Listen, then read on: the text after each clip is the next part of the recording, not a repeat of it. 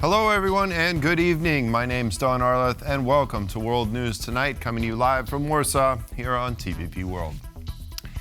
Did Russia, for the first time in history, use an intercontinental ballistic missile to attack Ukraine?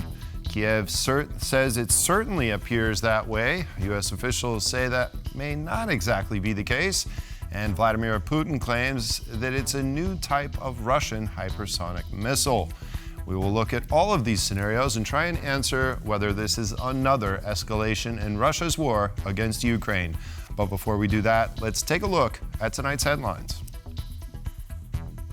Russia has declared the U.S. missile defense base in northern Poland's Redzikowo a priority target. Drones, HIMARS, and artillery ammunition. U.S. announces $275 million military aid package for Ukraine. And Polish fantasy writer Andrzej Sapkowski has completed a new Witcher book after a decade. Russian President Vladimir Putin has said that his forces tested a new type of hypersonic missile in Thursday morning's attack on Dnipro. The Ukrainian Air Force initially identified it as an intercontinental ballistic missile. Whether a new hypersonic missile or an ICBM, this attack was yet another major escalation in the war in Ukraine over the past 2 weeks. Kazimierz Wysiak reports.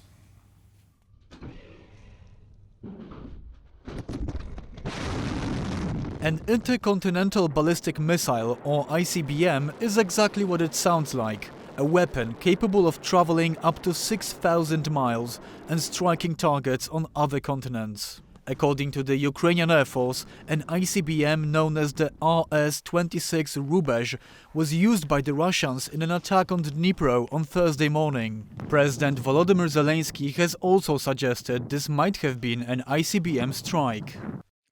It had all the characteristics of an intercontinental ballistic missile: speed, altitude. Expert analysis is underway. 3, 2, 1, push! Some media outlets have said the weapon might have actually been a regular long-range ballistic missile, citing doubts from US officials. An anonymous, long-serving member of the military told TVP World that it's best to wait for a full analysis before making the final judgment. Russian leader Vladimir Putin, meanwhile, has come out claiming that the missile was a new type of a medium-range missile instead. In combat conditions, one of the newest Russian medium-range missile systems was tested, among other things, in this case with a ballistic missile and a nuclear-free hypersonic equipment. But if the missile was indeed an ICBM, it would be an unprecedented escalation in the war by Russia, according to Tomasz Miedziński, a reserve colonel in the Polish armed forces. There is no experience, basically. Normally, if they are trying to launch that kind of missile, they are just notify the other countries that they are trying to do the tests. But this was not the test. That was the combat use. The missile was reportedly one of 9 used in the attack on Dnipro in southeastern Ukraine. As Russia conducted airstrikes in the west as well, Polish fighter jets were scrambled along the border as a standard security measure. Polish Defense Minister Władysław Kosiniak-Kamysz hinted on Thursday at increased aid for Ukraine in the wake of the potential ICBM strike by Russia. If the information on the use of a new type of weapon by Russia is confirmed, then it only goes to show that Russia continues to escalate, and our determination when it comes to helping Ukraine would also need to become greater than yesterday and the day before. Russian Foreign Minister Sergei Lavrov had previously said that Moscow would react accordingly to recent policy changes of US President Joe Biden on the use of American arms by Kyiv, specifically long-range US weapons and anti-personnel mines. The United States also recently opened a missile defense base in Redzikowo, Poland, the first permanent American military installation in the country. Putin is signaling first and foremost for his own population. I've been to Russia, I understand the mindset. So it's important to keep this facade that Russia is still the empire, because this is what Russian people expect. After the recent lowering of the nuclear strike threshold by Vladimir Putin and Moscow's potential ICBM use, the Russian ruble has fallen to 100 per dollar. That is nearly a 19% devaluation since the Ukrainian incursion into Kursk 2 months ago. The use of an intercontinental ballistic missile is especially concerning for investors and the West, as they are capable of carrying nuclear warheads. Allied generals and Poland's defense minister discussed the escalation in Ukraine and its influence on NATO's security while in the city of Szczecin in northwestern Poland. There, the command of NATO's Multinational Corps Northeast was transferred to General Dariusz Parylak. Our defense correspondent Marek Steele is in Szczecin and has been following the events. Good evening, Marek. Now, what was said today exactly where you are? Good evening. Well, events such as these we've seen in Ukraine today are being closely monitored on the eastern flank of NATO, especially at command centers such as the Multinational Corps Northeast, which is a command center for the entire region of the eastern flank of NATO. The MNCNE saw a command transfer today, as you mentioned, and present at this ceremony was Polish Minister of National Defense, Deputy Prime Minister Władysław Kosiniak-Kamysz, who spoke about Poland's preparedness and Poles' preparedness for an escalation. Let's take a listen. Social resistance, the resistance of society and the preparation of society are some of the assurances of the defense of the homeland. If it is attacked, the country does not defend itself only with the strength of its army, not only with the strength of its institutions, but it defends itself with the strength of its citizens. Russia has been a threat to the eastern flank of NATO for years, and that's why Warsaw and other capitals in the region's capitals, for instance, of the Baltic states and other Poland's neighbors, have been developing NATO structures on their land. But not only NATO structures, such as the MNCNE, but also an infrastructure of allied forces, of NATO forces. The latest such example is the Redzikowo missile defense base, first permanent U.S. military base installation in Poland, which was opened only last week, just 200 kilometers from there. Russia responded today to the opening of this base. Maria Zakharova, the spokesperson for the Russian Foreign Ministry, said that this base would become a priority target for the Russian forces. She also said that the base escalates nuclear tensions in the region. General Jürgen Joachim von Sandart, who has been leading the Multinational Corps Northeast for the past 3 years, spoke today about NATO's preparedness for war and about the threat that Russia poses to this region. The NATO in total is prepared, ready to defend against any existing threat currently on the other side of the borderline of freedom in Russia. Of course, we know that Russia is reconstituting, is investing more, and we have already decided about the appropriate responses within the alliance, reinforcing, getting even more ready than we are today. Command of this vital corps for NATO's defenses on the eastern flank was taken over today by General Dariusz Parylak, the former Chief of Staff of the Polish Armed Forces General Command.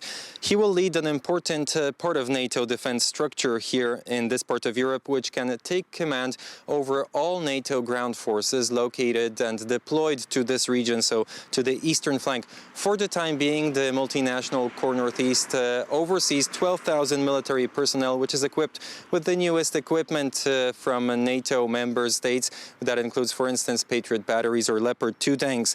The meaning of the Corps seems to be only increasing with the tensions rising because of the war in Ukraine, but also because of hybrid operations aimed at member states on the eastern flank of NATO. Back to you. All right, Marek Steele-Zielinski reporting there from Szczecin. Thank you for that. Ukraine's President Vladimir Zelensky has ruled out accepting Russian authority over Crimea in any future negotiations. Now joining us live from Kyiv with more details is our Ukraine correspondent, Oz Chatterjee.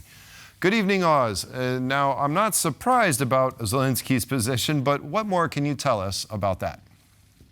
Well, I think one of the more interesting elements of it is he was talking,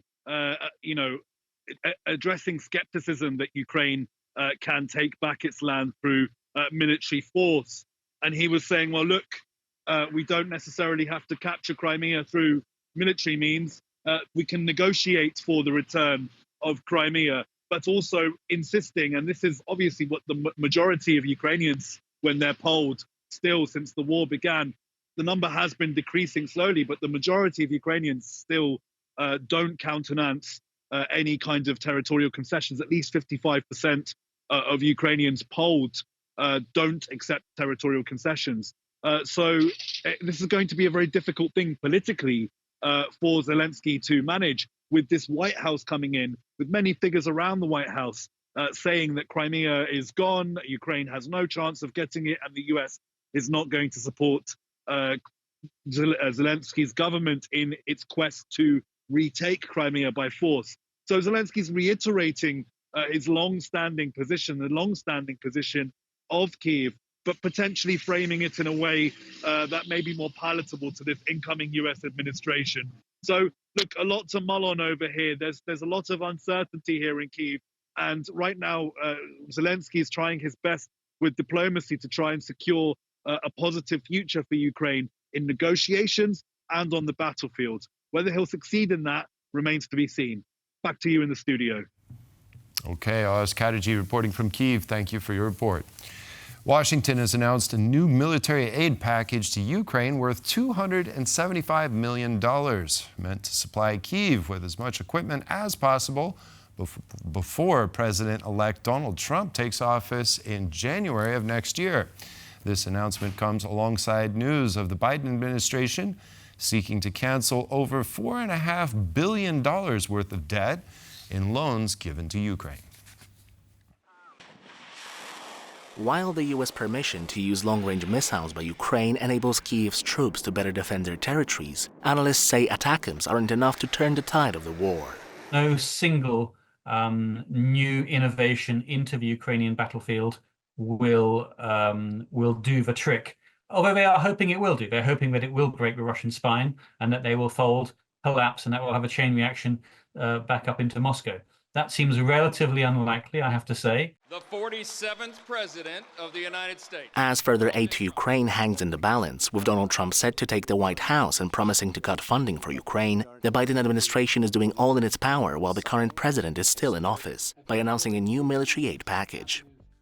This newest bundle contains ammunition for HIMARS launchers, 155mm and 105mm artillery ammunition, 60mm and 81mm mortar rounds, unmanned aerial systems, and tube-launched, optically tracked, wire-guided missiles or TOWs, among other equipment.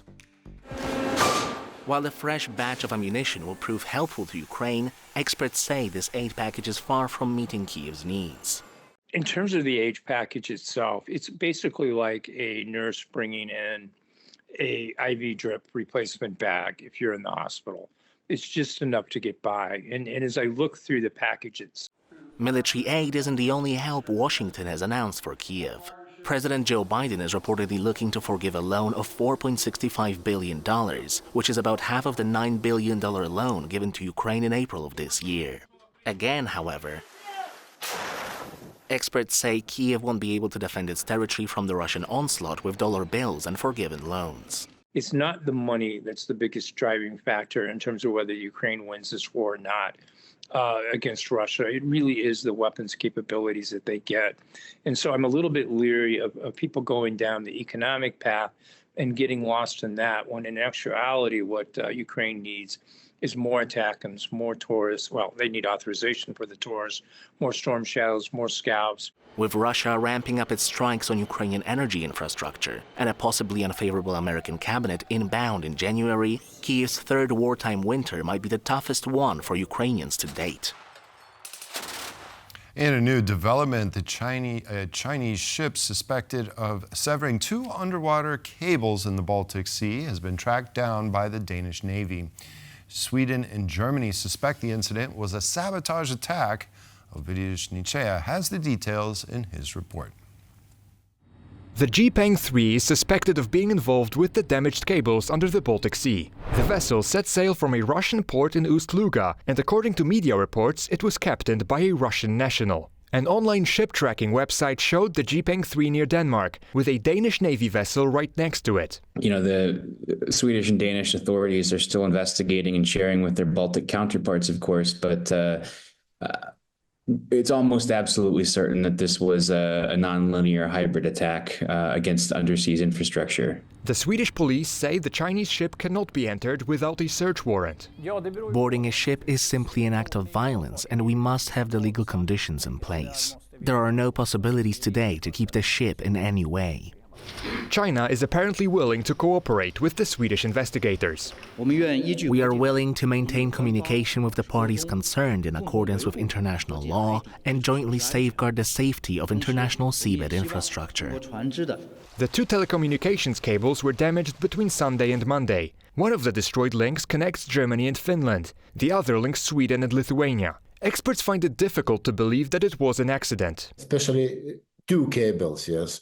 The one cable, well, maybe it's possible, maybe something happened in the ship, but then you have 2 incidents. This is very, very unlikely. Eastern European studies expert Andreas Umland believes that Beijing is improbable to have an interest in causing disruptions in the Baltic. According to him, it's not a coincidence that the impacted countries are among Ukraine's strongest supporters. Simply an instrument to test also NATO, the European Union, how far Russia can go. So it's below the threshold of an open military attack, but it's also above the previous level of information warfare, political warfare. In a similar incident, a communications cable between Finland and Estonia was damaged last year. The most impactful of the suspicious incidents involved the Nord Stream gas pipeline, which linked Russia and Germany. A suspected sabotage attack took it offline back in 2022. The Kremlin denies involvement in any of these cases. The 2 likeliest successors to Andrzej Duda as Poland's president could be unveiled over the coming days. Both the governing Civic Coalition and opposition Law and Justice Party are preparing to confirm their candidate, with a former Polish president now weighing in on the issue. To TVP World, our chief political correspondent Aaron Dahmen has more. The battle for the presidential palace is on. If Poland is to become more prosperous, if it's to become a serious country, we'll need to restore competitiveness and meritocracy in all areas of government, so that our leaders are chosen from among the best, not the most politically connected. We're heading into a very, very difficult battle, a battle against law and justice for the presidency. It's going to be a very close race, and that's why we're going to need your strong support. And as the governing Civic Coalition settles on its candidate, 2 big names are in the final runoff.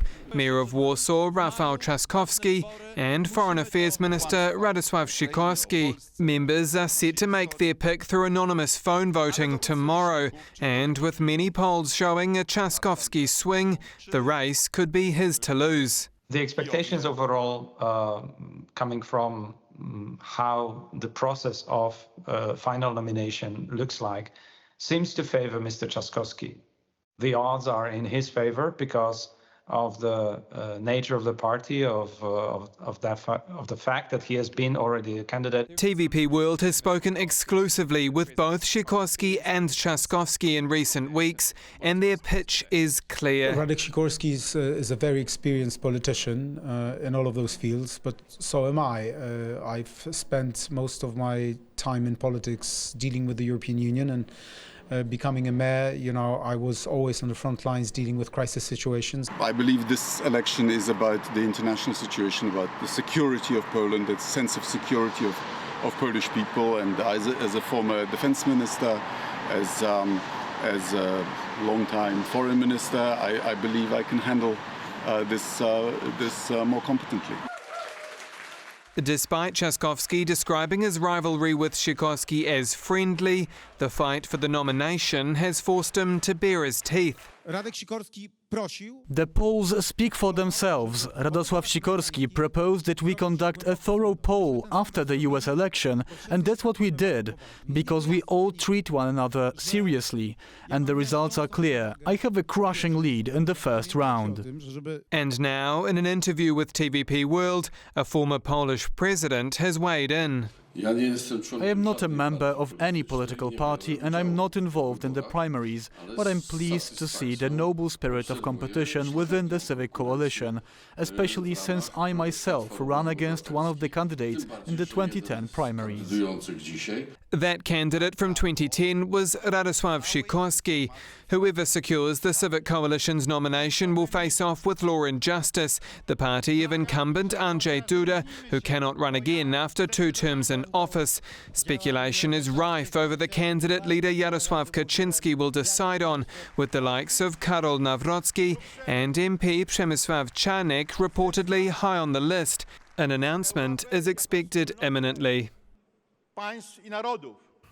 The wait is almost over. The latest installment of Poland's internationally acclaimed fantasy saga, The Witcher, will soon hit bookstores. Anastasia Yanchenko has the story of Geralt of Rivia's long-awaited return. This is the cover of the new volume of the Witcher Saga, which tells the story of teenage Geralt's early life as a witcher. The Polish title can be translated as Raven's Crossing. It's first time that we can see young Geralt of Rivia before all the saga, so it can be very interesting how this character evolved since then. The Witcher Saga is a cult series of books by Polish author Andrzej Sapkowski, which has been adapted into a Netflix series and films and inspired the creation of best-selling game franchise.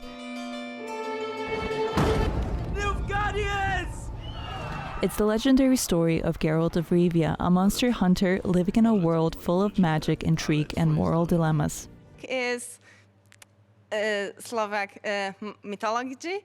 I mean, a lot of monster which you couldn't find in any other book. The saga, consisting of 5 volumes so far, has captured the hearts of millions of fans, not only in its homeland of Poland, but around the world, becoming a true phenomenon in fantasy literature for the ages. Great plot, great character.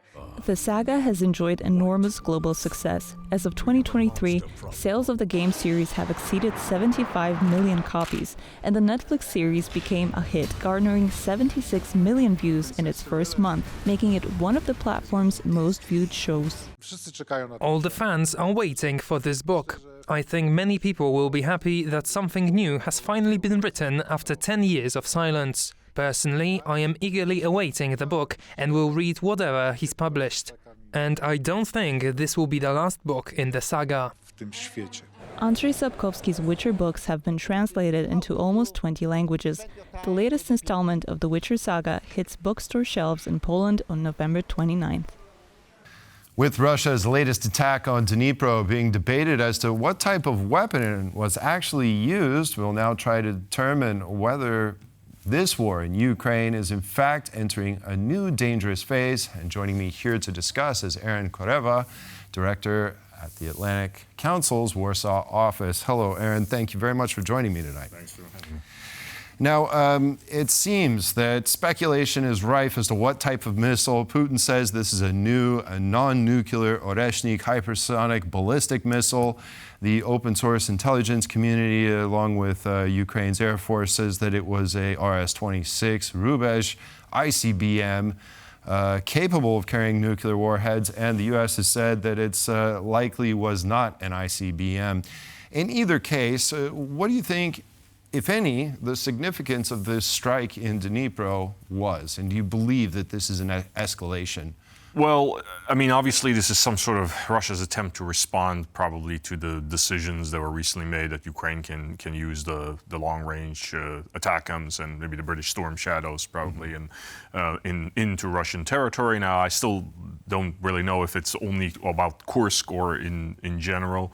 And the Russians felt they had a need of responding in some way. But what I've seen of some of the footage of this missiles hitting down, it's basically in Dnipro. It looks like there is a lot of craters, meaning that there's a lot of projectiles, but they're not very big or deep, meaning so it's not really the type of power and explosion that you normally associate with these kinds of weapons. You know, a lot of people are saying, oh, this is capable of carrying nuclear weapons. Yeah, sure. Russia's fired things into Ukraine that are capable of carrying nuclear weapons ever since the beginning of the war. So that's not really that big of a deal. Right. I think that... But if it was an ICBM, and looking at that footage, I thought it was pretty fascinating because ICBMs generally have multiple warheads, and this indeed looked like multiple probably inert warheads. They didn't cause that much damage. Yeah, exactly. So multiple, I mean, it could, look, here the thing about Russia is that, you know, when Putin says, oh, look at our wonder weapon, the hypersonic, this, that, the other thing. I mean, often there's a lot of like MacGyverism, and often they would take like one old model and they would put something else on it, and then they will say this is completely new when it in fact isn't, right? So, but bottom line, I mean, I don't think this definitely is not a sign of strength, right? Because potentially this is a violation of certain treaties that Russia has signed. You do not fire a giant thing like this that can, you know, violate treaties if you are in a strong position. Russia is, despite what their propaganda is saying, is not in a very good place in this war. The losses are massive, not just in men, but also in equipment. The losses are greater than what Russia can supplant in production and also from the stocks that are taking out. Russian inflation is in double digits. I mean, the growth numbers and stuff like that from Russia, you can't believe in that because that's pure propaganda. I mean, the Russian economy has been much more severely hit by the sanctions than they would like to admit. But I mean, inflation is super high. The Russian construction companies are basically out of money at this point. Russian planes, like civilian planes, don't have spare parts. What they really want to do is to scare us, to freak us out, so that we'll think, oh, it's time to end the war quickly, or else there's going to be something with nukes and what have you. This is the same ploy that has been going on from the beginning, because as long as the West stays the course and continues to supply Ukraine, obviously in a higher, better pace than they're doing now, Russia is in really big trouble. Well, and shouldn't we be really underwhelmed right now?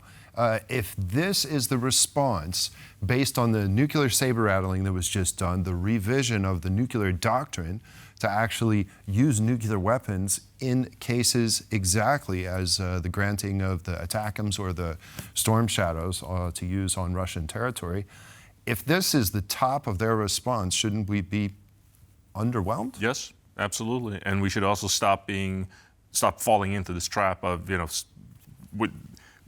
starting to be freaked out and scared over like some new thing or whatever. I mean, this is, again, we've seen this movie before on many occasions. There is a lot of reasons why the probability for Russia using nuclear weapons in Ukraine is very low, simply because it doesn't yield much military value. I mean, this current strike, again, not much damage done in a civilian area. On the battlefield, there's really not much use. These things are hard to aim with anyway. If the Russians use a nuclear weapon on the battlefield in Ukraine, sure, they're going to kill a lot of Ukrainian soldiers in that particular area, yes. But then what?